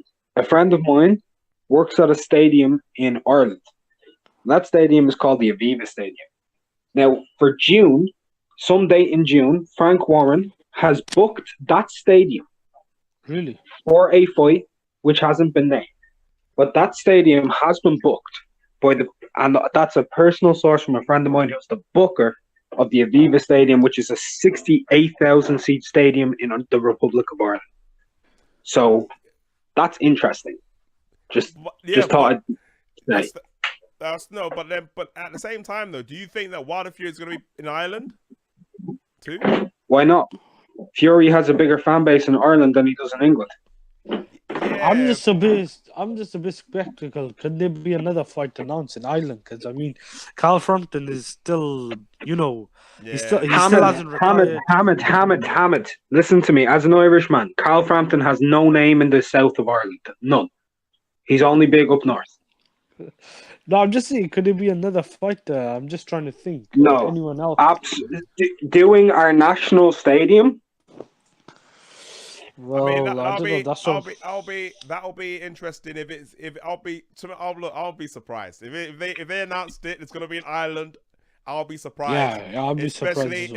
Especially when they've been saying that it's gonna be in the States. And I don't know why. And Wilder losing that advantage, he's getting 60-40. And he's going to lose the advantage to fight Ireland. I'll be shocked if. Well, here's the thing. When Wilder came to Ireland, he said that he loved the fans when he was in Ireland. Yeah. Did he or did he not? No, he said that. No, yeah, but Right? no, but it's I'm talking He's about money done nothing but wise. talk shit about British fans. Just hear me out. But in Ireland, he enjoyed his time there, and he has said that. Fury has always said he wanted to fight in Croke Park or in the Aviva Stadium or Old Trafford. It's a possibility, and the stadium has been booked by Frank Warren for the summer, and he doesn't have anyone else who can do those numbers. Look, we just have to wait and see on that. Like, look, if it happens, then it'll be great for the UK fans because then that's an easy journey for people to go to Ireland to go and watch the fight, and I think it'll be great for the UK fans for it to happen. But like, you know, do I think that realistically is a possibility? I mean, like, I mean, obviously that Wait, Wilder loves the Irish fans. He loves the Irish fans, and went to Belfast. It was great. But you know, but then you have to think: is it translating to money? That's the other question. If it translates to money, Yeah. then it makes sense. So we have to wait. And see. I think it will translate. It's in the date middle of did you June say? sometime. All Middle right, of June. so One of the what is that, Saturdays in the five- middle of June. 4 or 5 months in it. Okay, yeah, that's probably possible then. It's possible. He did say in May or June. So you know, let's see what happens. You know, and speaking about stadium announcements as well. Yeah. Dillian Whyte has come out on social media saying that you know, you know, there's an announcement coming soon, and then Wembley Stadium saying there's an announcement tomorrow morning at 10 a.m. So you know, there's the stars are aligning. The stars are aligning. It looks like it's gonna be Joshua and Dillian Whyte too, in Wembley. I in heard April. someone saying that Klitschko and Joshua are gonna have a rematch. So I don't know. Maybe this is all a ploy just to announce the Joshua and Dillian Whyte fight. Like, yeah, I think that fight will probably end up happening. That's the fight that it looks like the Joshua team want as well at the moment. I mean, I wouldn't be surprised because I did say last week I said that Eddie Hearn sent a second and improved offer to Dillian Whyte, and if Dillian Whyte stays silent all week and doesn't say anything about the offer, that means there's a good possibility that the fight is going to get made. So all of a sudden, they announced Dave Allen and Lucas Brown for April. Yeah, April. Wembley, innit? Yeah, for no, I don't think they said Wembley, but I think they said April. And then Wembley, all of a is sudden, that... and then all of a sudden, Dillian Whyte's coming out saying fight announcement soon. Now people in the States are saying that AJ is gonna fight Gerald Miller, but then if the Wembley date is booked and Dillian Whyte is fighting in Wembley, it's gonna be a big name. And unless it's Klitschko, which I doubt is gonna happen, the only thing that makes sense is AJ versus Whyte 2. That's the only thing that makes sense. Well, I'm reading now. This is from earlier on, but it's saying the reports rematch terms have been signed. So I think it is or virtually should be. Well, you said in the next 2 days, isn't it? So yeah. April 13, they're saying that's the date as well. I wouldn't mind seeing that fight. I actually kind of want to see that fight. If you can't see Wilder or Fury if they're going to fight each other, then I'd rather see that than the John Miller fight. I still want to see John Miller fight someone, a live body or someone who's, you know, worth fighting before he fights for the titles. Because I think, in my opinion, it's kind of leapfrogging guys. He could have fought Pulev and been a mandatory challenger, and he never took the fight. And the guys he's been beaten recently, they haven't been really that good. Like, that's what I was trying to say with Konaki. I kind of am impressed because he has at least beaten guys that, you know, have got name recognition, who have been ranked somewhere in the top 15 or whatever. The guys that Jaron Miller has beaten, they haven't been really that good. They've been poor. And that's the thing, though, because, you know, whoever's the side with whoever has the most belts, they're the ones who are going to have the opportunities quicker. And I think that Gerald Miller, people can say, well, he hasn't had the opponents or may not have the opponents, but he's with Eddie Hearn and Matchroom, and he's got direct access to Anthony Joshua, so he's going to be more in line to fight Anthony Joshua than another opponent who's not with Matchroom. It's just, unless you're mandatory, but then if you're mandatory, then there's ways to get around things to make sure your fighter gets the fight first before the mandatory does. So we all know how it works with organizations and discretionary mandatories and stuff like that. So, but Gerald Miller did mention that he's expecting to fight AJ possibly in September. All right, yo, actually, you're right, because now I'm looking at Mike Coppinger saying there are sources reports that there's a deal in place for Joshua to defend Dillian Whyte are completely false. He's saying the sides aren't even close to a deal, so someone is obviously not telling the truth. And he said it looks like Joshua is headed to the US to debut at Jarrell Miller in June. I'm just wondering if he's in June, then that will be at around about the same time again with Wilder and Fury. Yeah, but this is what I mean. Like, there's reports coming from the States saying that the deal with Whyte has not been done, and there's people from the zone saying that it's going to be Gerald Miller fighting in the summertime. However, I mean, yeah. So and Gerald Miller pulled out the fight, but the thing is, I've got the issue with no, like, what doesn't make sense to me is that no offer as from Friday, no offer, nothing hasn't not been presented to Gerald Miller. So it'll be not impossible, but then it'll be very strange that if on Monday or sometime on Monday or in the week they go and announce it's going to be Gerald Miller and AJ in the summer. Because the only way that's going to happen is if they've negotiated beforehand. That means that Eddie Hearn must have been lying all this time, and that's going to piss Dillian Whyte because then Dillian Whyte is because you've been saying to Dillian Whyte, we're only offering said offers to Wilder, Fury, and Dillian Whyte. Can I say something quickly? You know what? What if Dillian Whyte and Klitschko? What if that's all true? Because to me, it looks like there's something that's going to be unexpected. Because if Joshua and Whyte if those reports are false, then Dillian Whyte, if he's going to fight at Wembley, he'll have to be against someone who's a big name. I can't. I'll be shocked. I'll be shocked if Klitschko comes out of retirement and fights Dillian Whyte straight away. I'll be shocked. I wouldn't be. I wouldn't be because he's been training, he's been posting a lot of things, and it looks like he's been staying in shape. I don't know. I don't think Klitschko would want to take on anybody outside of a top tier opponent. White Klitschko could do massive numbers. Yeah. So White Klitschko would do massive numbers, but then as a first, like the whole point of him coming out of retirement is to have a legacy, and I don't think he would want to fight Dillian Whyte as this is absolutely sure that he's been in the best condition to fight to be in it. And Dillian Whyte did say himself. I personally think Klitschko thinks he'd beat Whyte. That's being honest. Not first. And it'll be a big payday. I think he does. He came back after. I think he does. I think he was watching that Chisora fight, and he was thinking Chisora, if he had an engine, could have won that. And I think Klitschko, even out of retirement, is better than Chisora. No offense to Derek, good fighter, gave us a lot of entertainment, but Klitschko automatically, to most guys, if he comes out of retirement, goes into the top 10. To most people, automatically. Yeah, but Dillian Whyte did say that when the fight was offered, he said he would need 2 warm-up fights before fighting Dillian Whyte. So, let's Dillian Whyte lying. But why would Dillian Whyte lie? Because one thing Dillian Whyte don't really do, he don't really bullshit. You know what I mean? He don't really bullshit. Like he doesn't like. Do you know what I mean? Even when he was saying like, you're gonna try and talk to BBC, he said, no, I'm just gonna.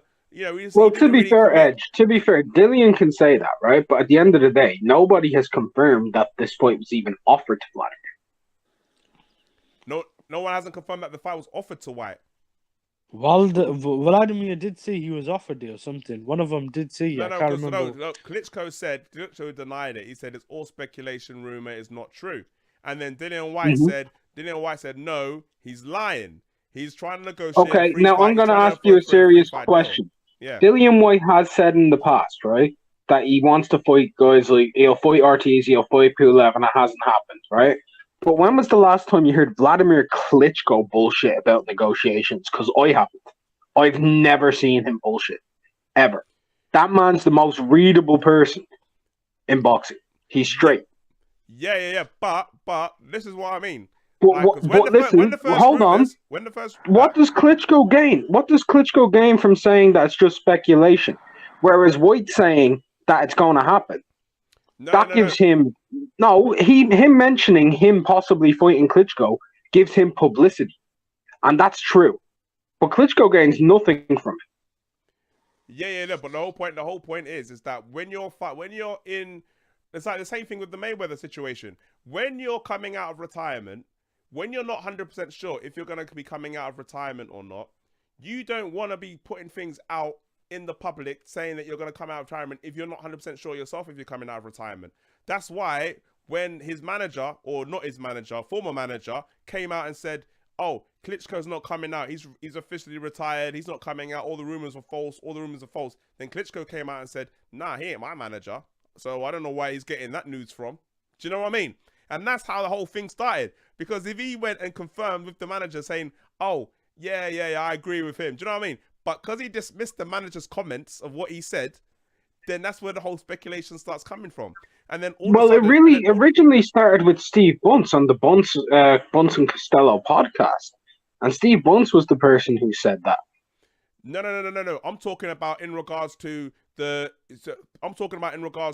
why people think, wait a minute, it might happen, because when his manager came out and said, oh, he's retired, the rumors are false, it's not true, Klitschko could have stayed silent. He could have said nothing.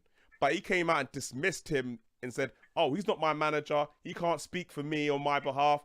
Then people are like, okay, so that means the manager's lying then? Oh, so that means he can't speak for you? That means what? You're coming out, is true then? Do you know what I mean? So that's what's leading to the doubts that's coming out of people's minds. Because if he confirmed or stayed silent, then it would have been left. The same thing with Ellaby. Ellaby came out after the Pacquiao fight and said, look, Mayweather's retired. He's not coming out of retirement. He's just living his life. So if Mayweather said, no, you can't listen to what he's saying. Do you know what I mean? I speak for myself. Don't listen to him. Then that's going to lead to more speculation. Do you know what I mean? So that's the point I was trying to make. So look, if it happens, I'll be shocked. Like, because I think that coming out, especially at his age, I think, what is he, 43, 44 now? 43 years of age? Coming out, I think he'll be 44 by the time he fights Dillian Whyte, if it happens. Everyone's going to be shocked. The thing I want to see is, remember when Dillian Whyte fought Joseph Parker, when that got announced? Yeah. No one saw that coming. The reports before that were that Dillian Whyte was going to fight Luis Ortiz. So obviously there's something going on. Like, it's not something that we expected. The best thing that could happen is if Joshua fights Dillian Whyte, because we really don't need that fight to stagnate and get called off. Because I think Dillian Whyte has earned it. And if it's going to be in the UK, then I think that's the best option. I can't think of anyone better. If it's not Wilder, Fury, like, the worst thing that could happen is if Klitschko returns and he fights Joshua, because I think that'll leave Dillian Whyte in a bad place. And I really don't see what the point of that is. It'll be a big fight. It'll probably do good numbers. It'll be a big rematch. But in the great landscape of the heavyweight boxing and where the guys ranked at, it will be kind of bad in a way. That's just me personally. That's my opinion. Let me weigh in on this real quick, right? So let's just be honest. Vladimir Klitschko wants to come back because he wants to fight Tyson Fury. I'm finding it hard to hear you. Oh, excuse me. Hello? Can you hear me now? Yeah, I can hear you now, yeah. Okay. Vladimir Klitschko wants to come back because he wants to fight Anthony Joshua and he wants to fight Tyson Fury. Period. That's the two fights that people know that he wants for sure. I don't see him risking that against Dillian Whyte. If he fights Dillian Whyte, he's going to have to make sure that he's crisp and he's ready to go. That's just my opinion. I mean, you got to really think with logic and listen to what these guys are saying. Klitschko himself said, hey, if I fight Dillian Whyte, I'm going to need a warm-up.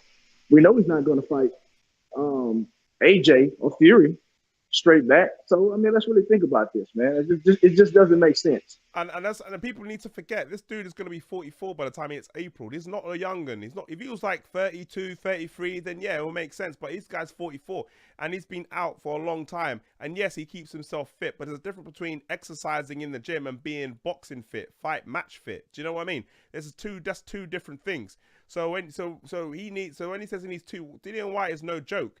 Dillian Whyte is no warm up. You know, you're not going to go into Dillian Whyte and think he's a tune-up at 44 years of age, because Dillian Whyte is not a warm-up fight. He's a contender. So it doesn't make sense for him to fight Wembley unless he's going to get a whole bucket load of money, which I doubt that's going to happen.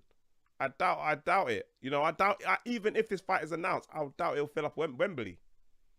I doubt it will fill up Wembley if that fight is announced at Wembley Stadium. Nah, it will. The casuals will flood. Dillian Whyte has become a guy who's fighting on pay-per-view. The casuals went to the Wembley Stadium because of Anthony Joshua and Dillian Whyte, but Dillian Whyte is not that kind of name yet. Well, I'm trying to say where you can go Wembley and fill up Wembley with Klitschko. I don't think so. But they don't really need to fill up Wembley. Even if they do 70, 60,000, that's still good numbers. Because Joshua and Povetkin didn't fill up Wembley. It still did about 80,000, which used to be like the grand total. But what I'm trying to say is that if they do it for Wembley, you'll probably do more guys will probably fill that in than Khan and Brook. I still think Dillian Whyte does big number. The only thing is that do people really want to see this fight? I still think Klitschko is still good enough to probably beat Dillian Whyte, because I don't think Dillian Whyte technically is that good. He's very accomplished. He's beaten in this day and age of the heavyweights. He's beaten some very good guys, but technically wise, he still makes a lot of flaws, and he is fundamentally quite flawed. If Klitschko has been in the gym and has been training and staying in shape, I still think Klitschko could beat him. But I do ask the question, why would you come back at 43? Like, you got to think about, he'll be 43 at that time, 44 probably at the time of the fight, and beating Dillian Whyte, the only thing that he could gain from that is probably the winner will go on to fight Anthony Joshua. But wouldn't you rather just fight Joshua straight away? I don't know. The whole thing don't make sense. That's the point, because the rumors are saying that he's negotiating a 3-fight deal: fight a warm-up fight, then fight Fury, then fight Anthony Joshua. That's the only that makes more sense. I mean, it makes more sense in regards to, if you're coming back to win the belts. You're not going to come back to try to fight Dillian Whyte, you know, at Wembley. I mean, if you fight Dillian Whyte at Wembley and loses, it's over. Then it's like, well, what's the point? Do you know what I mean? So, you know, I personally think it's going to be Dillian Whyte and Anthony Joshua. That's what I personally think it's going to be. I think that Dillian Whyte hasn't said nothing. He hasn't said nothing about his next fight. He hasn't said nothing about the offer. That offer was sent to him last week, Saturday, and he hasn't mentioned nothing in the public or the media about the offer, which means that he's accepted it or is very close to being accepted. So I think that it's happening, and I think that the Dave Allen and Lucas Brown fight being sorted for April means that the Wembley date is still staying. So I think that the most likely option is Dillian Whyte versus Anthony Joshua. I mean, it could be Klitschko versus Dillian Whyte, but I very much doubt it. I very much doubt it.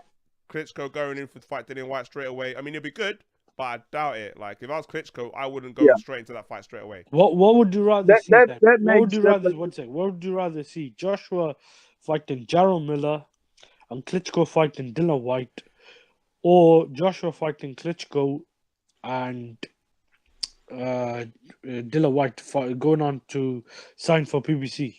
So would you rather Joshua fight Klitschko or Jarrell Miller? Dillian Whyte is not going on PBC. It doesn't make no sense for him to sign a PBC. So all right, yeah. So I mean, what would you rather see then? Klitschko, Joshua, that analogy. Okay, I mean that force of the story that you just used. I mean, none of that stuff makes any kind of sense anyway. Yeah, I don't see. I mean, it's already been said that AJ, if he fights Big Baby, it's going to be in the States. It'll be his welcome to the States fight, okay? And Big Baby Miller is really the third choice, honestly. So, I mean, let's be honest. What makes most logical sense is AJ and Dillian Whyte fighting, okay? Yeah. All this other stuff just doesn't make sense. Vladimir Klitschko and all this stuff, you can leave all that stuff out because technically speaking, he's still retired, you know, and these guys are trying to make fights now. April is right around the corner. It's February right now, pretty much. So, I mean, let's be realistic about this stuff. It's not going to be something that just comes out of the blue. These guys are in the business to make money. And guess what?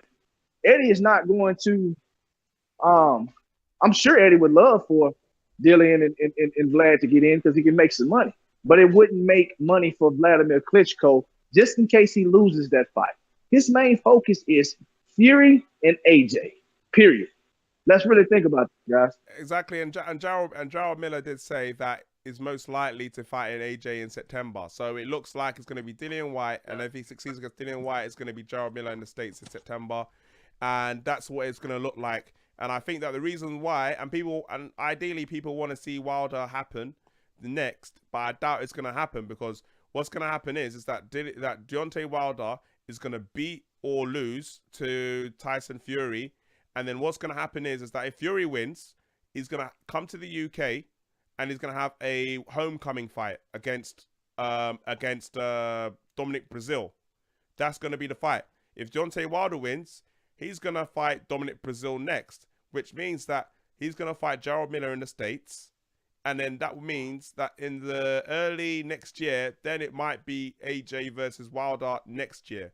All right, what happened? Look, I don't know what you guys are seeing, but there are reports that Gerald Miller and Joshua could happen. Like, if that is the fight that's next, who does Dillian Whyte fight? Because then I'm thinking Dillian Whyte and Klitschko is probably the only other big fight that Dillian Whyte could probably get that. So it does really make sense in a way. But that's what I mean. That's why I think it's going to be Joshua versus Dillian Whyte next, because if Joshua goes and fights Miller, who is Dillian Whyte going to fight next? That's the problem. That's where Klitschko. You got to time out, buddy. You got to look at it from both sides of the fence, though. It makes sense to make the big fight from Dillian's eyes, of course, right? Dillian said, "Okay, the only big fight I can make next is probably Vladimir Klitschko." But you got to think about it. That's that. I'm almost of 90% sure that's not what Vladimir Klitschko is thinking. Okay, so. It makes sense from Dillian's point, but not from Vladimir Klitschko's point. So again, it takes two to tango. That's why we hadn't seen Wilder and AJ yet. They can't come to an agreement. It's got to make sense for both guys. Period. And that's what it comes down to. Let's say Miller and AJ does happen hypothetically, and then it does happen next. Then who does Dillian Whyte face? Yeah, you could say Klitschko is an option, but Klitschko, that's why I say it's unlikely, because like Dillian Whyte said it from his own mouth. He wants 2 warm-up fights before he fights Dillian Whyte. So he wouldn't be an April fight anyways. So realistically, they'll be looking at Dominic Brazil, not Ortiz, because Ortiz is fighting Christian Hammer. So there's not many options for Dillian Whyte for him to fight next. If the fight gets made. But that's why I believe it's going to be Dillian Whyte versus AJ, because I think that when Dillian Whyte looks at it, he's going to be offered $4 million. $4 million, that's $2 million less than what Joseph Parker got. Yeah, and he was a champion, so he hasn't got no belt. So if you're getting $2 million less than what a former champion got, and that's good money. And I think that Eddie Hearn probably convinced him and said, look, we will give you $4 million. You'll get probably maybe a percentage of the pay-per-views and whatnot. Yeah, that's gonna work out a little bit more than what Joseph Parker does if it does well in pay-per-views. We have to be realistic here, and he's probably Eddie Hearn. You know how Eddie Hearn, he can sell sand in the desert. He probably talked to him and convinced him and swung it round, and that's why I think this fight is gonna happen. He says next fight announcement happening real soon. Can't wait to get back in the ring, and I think he's agreed. And I think, because what's happened is, Anthony Joshua had a meeting with Eddie Hearn on Friday, where we spoke about the options. So I think what's happened is on Friday, Eddie Hearn and Anthony Joshua spoke. They spoke, and I think that he said, look, Dillian Whyte wants this fight, but you have to give him a little bit more. Give him a little bit, give him 300,000, give him 500,000 more. And I think that AJ's like, all right, okay, let's give it to him. Over the weekend, Eddie Hearn is probably giving him the extra money that's needed.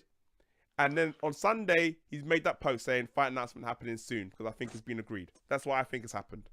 And don't be so. And I think another option could be this right here, because again,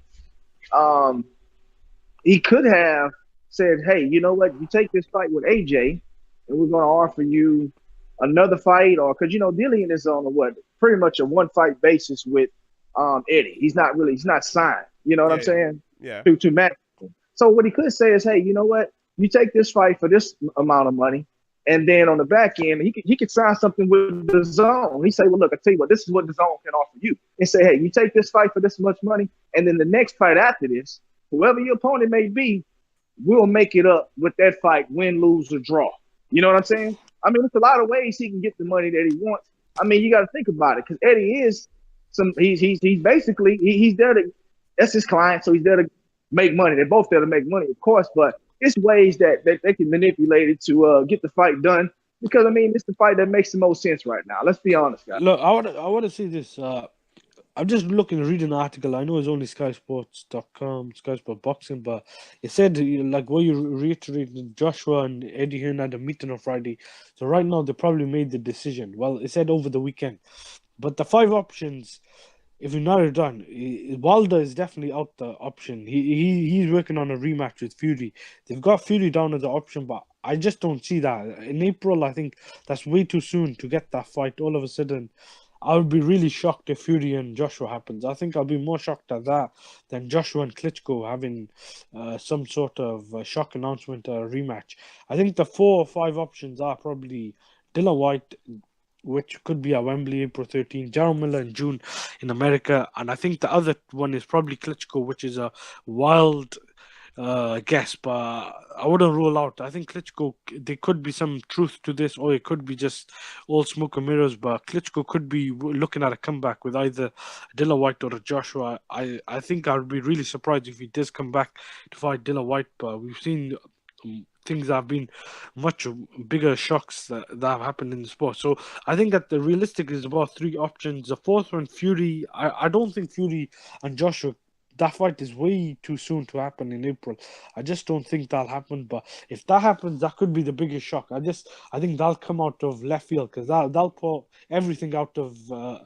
No, I mean, I think Fury and Wilder's done. Fury and Wilder's done. That's what I'm trying to say. I don't see Fury. Yeah. So I don't see anything other than a Fury Wilder rematches. Yeah. Probably going to be announced as well. But that's it'll be interesting. Warren and Wilder, they've both confirmed that the fight is pretty much done, and it's going to get announced soon. So that fight is definitely done. I don't think Fury's going to pull out. Wilder can't pull out. It's been ordered, so I think that fight is being done. I think realistically it's going to be between. I know they said in the article that it was between Fury, Miller, and Dillian Whyte. But I think that it's going to be Dillian Whyte, and it won't be a surprise. We always thought it was going to be Dillian Whyte from way back in September, that we thought it was going to be Dillian Whyte, and they thought it was Dillian Whyte. So I think we always thought that was going to happen. But the only thing that we didn't think was going to happen is that it was going to take this long for the negotiations. While Dillian Whyte wasn't happy with the first offer, and I think they improved it dramatically, and I think that's where they've improved it. I think I'll be surprised if they fight Miller. I know Eddie Hearn says, I really want the Miller fight. I think Eddie Hearn says I really want the Miller fight, but sometimes you have to kind of dissect from what Eddie Hearn says and what's really going on. I mean, in an ideal world, he would like to fight Miller AJ in the States, but the reality is he's got Wembley Stadium booked. He's got it booked.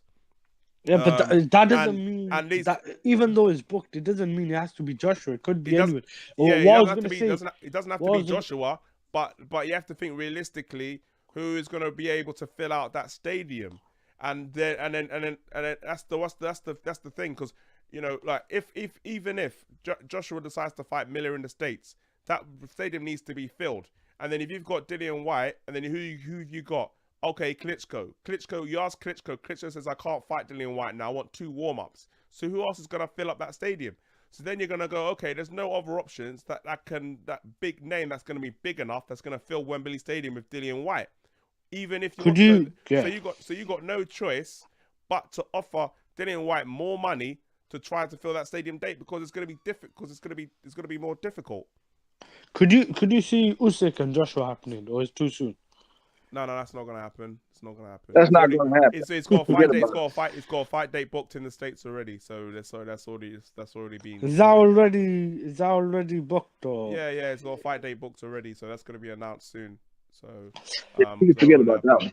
I really do hope it's Dillian Whyte and Joshua. I don't want to see Dillian Whyte and Joshua fight anyone else. I know I'd rather have seen the Wilder and Joshua fight, but it is what it is. And Wilder's gonna fight Fury in a rematch. Yeah, But I mean, because you got to think about it, and we can move on after this right here. But yeah, you know, Dillian Whyte wants to fight AJ. Okay, after AJ beat Povetkin in great fashion, must I admit. I mean, excuse me, when Dillian Whyte won his last fight against Trezor in great fashion, he got in the ring and said, "Hey, what's up? Do y'all want me to fight this guy?" And everybody was like, "Yeah." He said, "Okay, so if the fight gets made, I don't want to hear anything." Okay, you got to listen to what these fighters are saying. They telling us what's going on. It's just a lot of smoke because you got all these, promoters saying this and managers saying this and all this other kind of stuff, man. These two guys want to fight each other. It's a good, it's a good fight. The fans want to see it, and it's technically the best fight that's out there for both guys. It makes sense. Yeah. All this other stuff that people's talking about, all that stuff. We spent way too much time on this topic. Yeah, exactly. So So let's move on to some events that's been happening. Anyway, it's been an announcement. So Tevin Farmer against Jojo Carroll. What's your thoughts on that? That's been announced this week. Stay busy fight, in my opinion. Not a bad step up from. Who was the last guy that Farmer fought? I forgot the name. That was a bad fight, didn't he?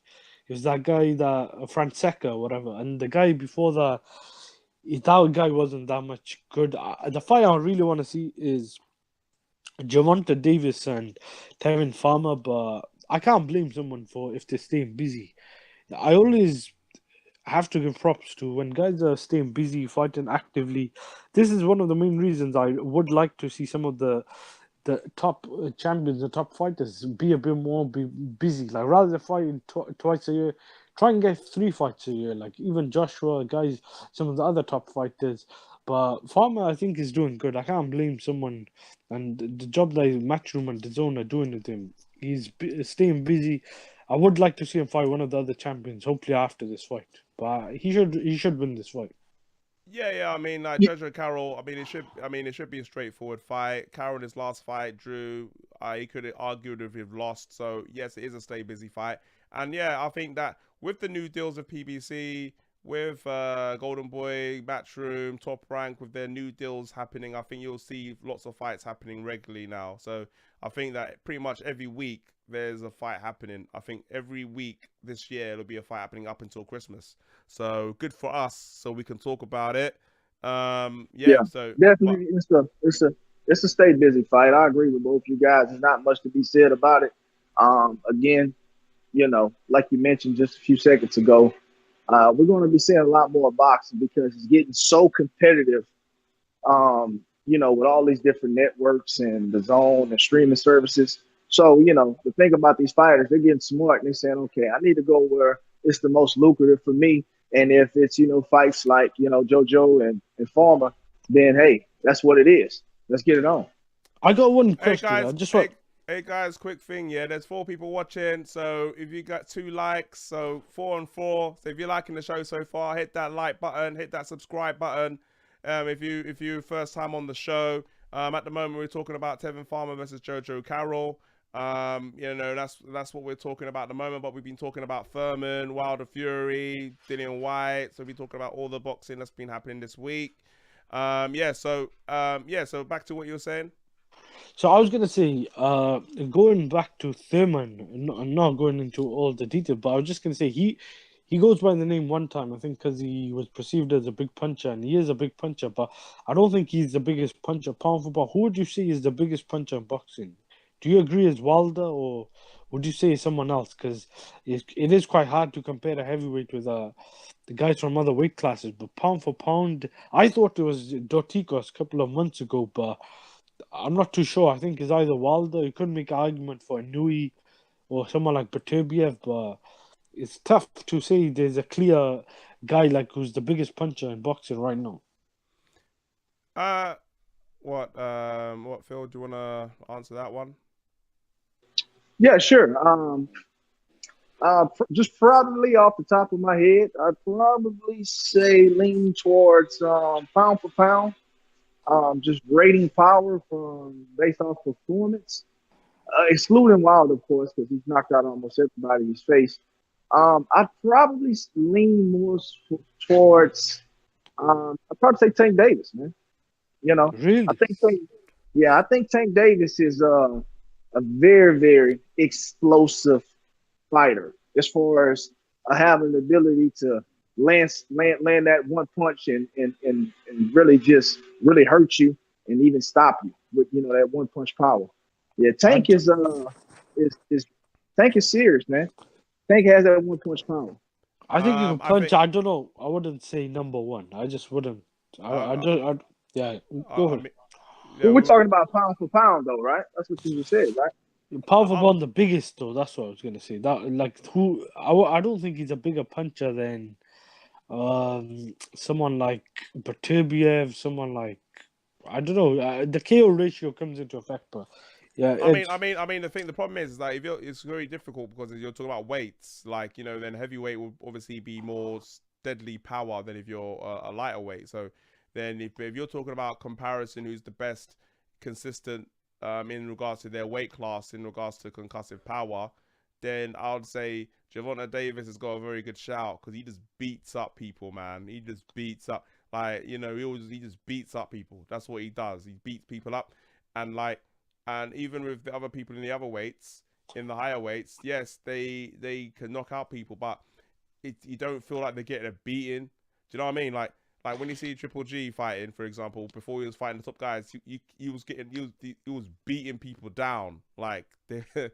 weren't but coming Triple back. G, Triple G. When you're fighting someone, you're getting a beat down, and that's where Gervonta Davis, he was beating people down. Like for example, when Lomachenko faced Pedraza, that was a decent fight. Pedraza was having some decent competition in that fight. Do you know what I mean? And Tevin Farmer, I thought when he fought, I forgot the guy's name, but when he was fighting him, like it was decent. But then when Gervonta Davis fought those guys, he was getting them out of there. Do you know what I mean? He was like beating those guys up, like for real. Do you know what I mean? Like you could see the difference straight Yeah. away. That's true. That's a good point. Gervonta Davis can punch, but like I thought a couple of years ago, the biggest puncher in boxing arguably was probably Kovalev, because you got to look at the guys he was fighting as well. They were top fighters. They were champions I've as well. never thought that. I thought it was Kovalev, no, I Kovalev. wouldn't go that I thought far. Kovalev. It was I've never around about thought the that. time. I thought Stevenson was a big puncher, but you got to look at the guys he was fighting. He dropped Ward. He dropped Hopkins. He knocked out and virtually nearly all the champions he fought. But we're talking about one punch power. I mean, it's plenty of guys that get dropped. I'm talking about guys But getting no, he was knocking guys out no. as well. You know what I mean? He knocked out Pascal. He knocked out. Yeah, but then you could talk Laws about the Inoue. guys. Then you could talk about Inoue because Inoue. That's what I'm trying to say. like, You can make an argument for New. That's what I'm trying to say. Pound for pound. You could talk about Inoue, but I don't think he's got punch power. I think it's Is his it accuracy, his accuracy in his punches, and it's difficult to project because it depends. Like if you're walking into the punch, like when you're walking into it, you can knock anybody out. You can knock anybody out. If they're walking into the punch, anybody can get knocked out. Do you know what I mean? And so it's difficult to predict who's got one punch knockout power because, anyone can knock out anybody out at any given time. Yeah, No, that's what I'm it's not just about one punch. That's why I said Not just about one punch. It's not just about one punch. Like if someone's got heavy hands, you could tell. Like, Wilder is a guy who could clearly punch, but I was talking about opposition as well. Wilder, when he has stepped up, he has went the distance a couple of times as well. That is normally natural because the better guys you fight, the more often time than not, you will go the distance. Just like the guy I was saying, Kovalev, he went the distance with Hopkins, went the distance with Ward, but that's not to say that both of those guys could crack. Like Wilder, pound for pound, is probably one of the biggest punchers. Well, definitely a heavyweight, and I thought. Well, I mean, think about it. Wilder's 215 pounds. Yeah, so that's just to be the heavyweight. I mean, pound for pound no one can come close to what Deontay Wilder's doing as far as one hit punching power. Period. So Yeah, that's why I but said it's we're tough. talking about Yeah, everybody behind him right now. but it's tough to. I know, but no, It's but, tough no, to but compare yeah, but them. no, but let's look at it though. When you say one punch and power, let's look at it because he punched Tyson Fury and he got up, yeah. That's what And I'm then trying to say. and then he fought Luis Ortiz, and that wasn't really a knockout. You know, it was just more like a TK. That was a TKO. So really, his last two opponents, that's the first time he stepped up proper, and he ain't knocked those guys out. That's what I'm trying to. That's what I'm trying to say. Like, so it Yeah, had to. do you yeah, know no, what I mean? Like, I'm not even. No, I agree and with you, but and still, he knocked down Fury twice. And the first time we thought he was dead. We thought And he he was could have dead knocked the out second time. Stovin. yeah. I mean, Fury even said himself. He said I was unconscious for like 3 or 4 seconds. So I mean, it's still Fury got up. I mean, that's just a true testament to But how much Stovin took hard his he had. shots as well, though. But Stovin. I mean, he what- almost took the kid, man. Let's be honest. Welcome, unbiased boxing talk. Welcome to the chat, guys. We're talking about power and who's got the best boxing power pound for pound. So yeah, I mean, look, Wilder, look, technically we could say AJ's got a better record than Wilder right now in regards to power. Like, I think it's But see, again. So we're talking about pound for pound though. Yeah. AJ had what, Dorticos. 30, 40 pounds on Wilder. So I when think pound for pound. pound I for think- pound, you can go Wilder.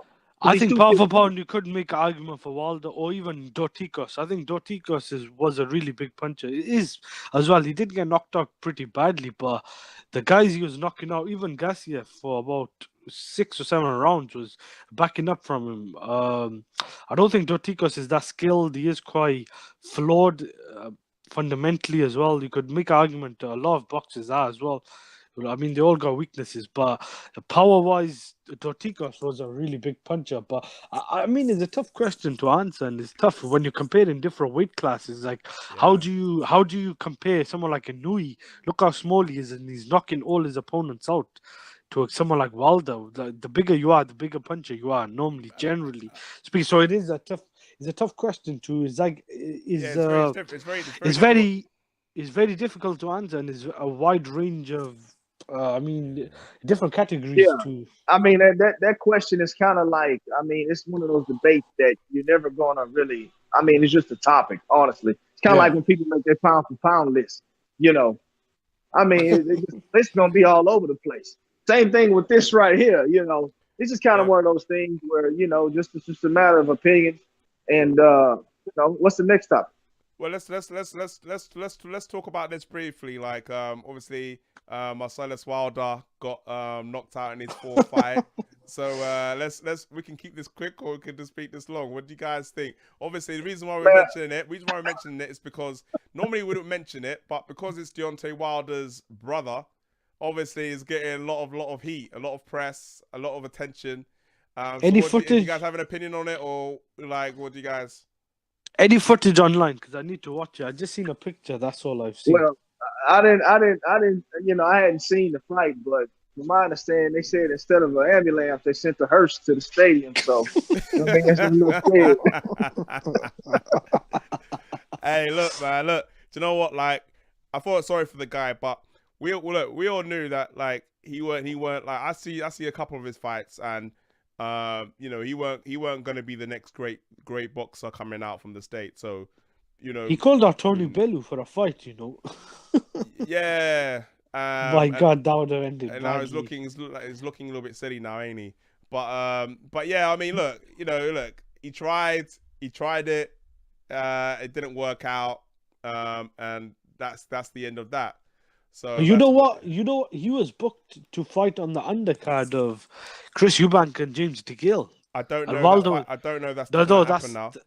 No, but before he got knocked out, that was actually booked in because they were saying Waldo was going to come to the UK. His brother Deontay as well. He was going to come to the UK to attend the fight. So it's kind of put a spanner in the works because I mean he's a name. I don't think he's that big of a name, but it would have been people that would have been promoting. ITV would have been promoting the event. That would have said to someone who's on the undercard. But I think let's hold up though. But let's be honest though. How many people that's probably going to go to that fight knows that Deontay Wilder's brothers just got KO'd? I mean, it's not going to be very many people, but they put a name though. They know Not the not name. You know? not if I have anything to do with it. I posted it on my social media. It got like over 300 hits, mate. Like, do you know what I mean? It blew up, man. If people On don't know Twitter. about the knockout, they know now. Was it on Twitter or? No. I put it on thing. Anyways, I saw it. Because obviously you can watch the prelims. It's not you won't see it on video. You won't see no video of it because it's like before the prelims. That's how bad it was. It's before the. I think it was the second fight of the whole show, of the whole card. It was the second Well, fight I of can the tell whole you, card. I can tell you this right here. Okay, if it is bad as people say it is, we're probably never going to see it. They're going to take that film and fucking burn it. You know what I'm saying? And bury the ashes somewhere, so you can forget about it. Yeah, definitely. I mean, yeah, like we just, yeah. All right. Anyways, that's all I wanted to say on the whole thing. I just thought, Deontay Wilder's give me a little bit of shine, a little 15 minutes of fame for the knockout. That's all I thought. Just leave it as that. What's it? Unbiased boxing talk. Kawanaki took Gerald out in 2 rounds. Yeah, we already spoke about that. I mean, so we already spoke about that already. Kawanaki's not. We don't think he's ready for the top guys yet in the heavyweight division. I think he's in the 3rd tier, and he needs to fight people in the 2nd tier like Povetkin, Parker, or not Miller because they're best mates, but around that kind of tier before he can fight the top contenders. It was impressive. Obviously, I think he's trying to make a point of he did better than what Wilder did. So I think he's making that point clear, like he did better than what Wilder did. But yeah, but it's very difficult to it's 2 different fighters, 2 different styles, 2 different fights. So it's very difficult to compare the 2 in regards to that. So yeah, that's how I'd look at it. Yeah, so what? Anyways, I'm gonna go soon because it's getting like nearly 2 hours. But you guys got anything else you want to talk about? Just gonna think. What's the fight next week? There's a fight next Kovalev week. versus Alvarez versus Yeah, Kovalev yeah. 2. Oh, yeah. That was what do you guys think of that fight? Do you think Kovalev got any chance? Nah, I'm gonna tell you something. I picked Alvarez in the first fight, and I'm picking Alvarez in this fight right here as well. I personally think Kovalev is done. Once you got his heart, you might as well go ahead and eat it because he's finished. That's a good point. But what I was trying to say was because I thought Alvarez was live as well. I thought there was more of a Kovalev slight favorite, 50-50 in the first fight, just based on not Alvarez just not fighting on that level and myself not watching enough of him. But I was gonna say that Kovalev was winning that fight. I thought so. I don't think it's a foregone conclusion. It's just the knockout was so bad. Like I don't know. The question is how much has he got left in the tank? Because I don't know if it was heart or stamina or whatever, both. But he got knocked out and it's a brutal knockout. I don't know. I think if he wins this, it's a big ask. Like for him to turn it around. I think Alvarez is a big favorite. Yeah, big favorite. Yeah, because you got to think about it. Kovalev was winning. He did win some rounds, but for the most part, I think Alvarez kind of picked up the pace around that time when he, maybe like a round or so before he knocked Kovalev out. And, I think he took the best that Kovalev had and he wasn't afraid anymore. And that's how he ended up stopping him. But, again, Kovalev is he's known to be a big puncher, but I mean he ain't really been stopping nobody. So again, like you said, how much does he have in the tank? I don't think he has enough to beat Alvarez. And again, Alvarez been getting paid step aside money for a long time. Only difference between him and Thurman wasn't trying to ever fight Wilder. He was content with just getting step aside money. Alvarez knew he had the potential to be a champion. And he never let off the gas. And it showed against Kovalev. And it's going to show again against Kovalev. Well, put it this way, yeah, we're going to get into a lot more detail in this on Thursday's show, yeah? So, and also whatever fights is happening on that weekend. So, yeah, this is all for today, guys. 2 hours show. I mean, the second 2 hour show back to back. Told you we're talking boxing. We're not messing about over here. So I'd like to thank Phil, Hamed, and McGregor Boxing, who was on earlier. Look, yeah, subscribe to these guys' channels. Also as well, subscribe to my channel if you're watching it for the first time. Also as well, subscribe to the social media where all the news and everything is on there. Thanks for the people that commented in the chat. Ben Davies, Kylie92, Unbiased or Unbiased Boxing Talk. I'm going to be back again on the regular. Anything you want me to talk about, let me know, and I'm going to talk about it.